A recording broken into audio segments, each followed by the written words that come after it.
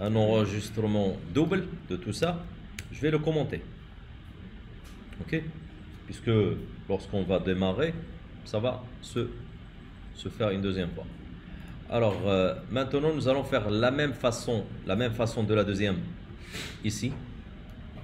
Donc soit un rôle, ok, il sera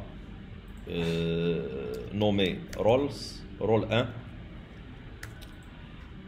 et on va faire quoi? Donc rôle point builder point build. C'est fait.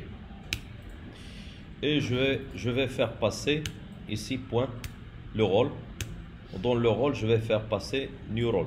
Alors pour moi, ça va être pour ne pas avoir des perturbations concernant la nomenclature.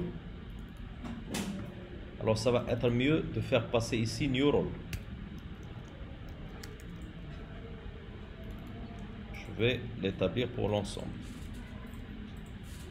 Là et là. Je reviens à l'implémentation. Donc l'implémentation ici aussi.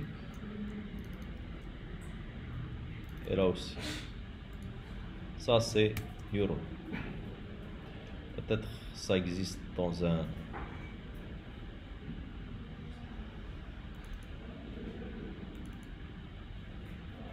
Est-ce qu'elle existe ou non?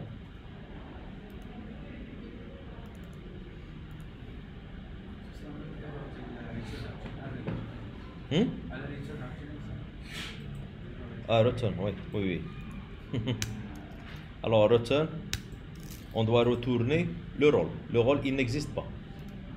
At, AutoWare, donc rôle, repository, ce rôle-là. Et je vais l'enregistrer par le rôle. Alors pour moi, je vais établir ici le rôle 1. Rôle 1. C'est fini. Bien sûr, si vous voulez, on ne doit pas enregistrer un rôle qui existe. Admin. Ok? On ne doit pas le répéter. On doit pas, pour ne pas avoir de la redondance. Alors de la même façon, nous pouvons aller à repository ici même et vous pouvez refaire la même chose. Donc role find, alors je vais dire find by role, c'est ça. Ok, donc celle-là elle va permettre de chercher s'il existe ou non. Ou on va même chose ajouter ici de la même façon que tout à l'heure. Là vous allez dire rôle 1, voici, égal rôle point le quoi, le non, rôle, c'est pas rôle mais plutôt le rôle repository point find, je fais une faute, ceci, ouais, point find by role. Où est le rôle? C'est new role. Le voici. Alors maintenant c'est le if. C'est ça. C'est fini. On va tester ceci. Où ça? Dans le main. Ici.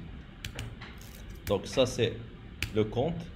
Point create role. Create role. Et je vais ajouter un rôle quelconque. Par exemple admin. Point virgule.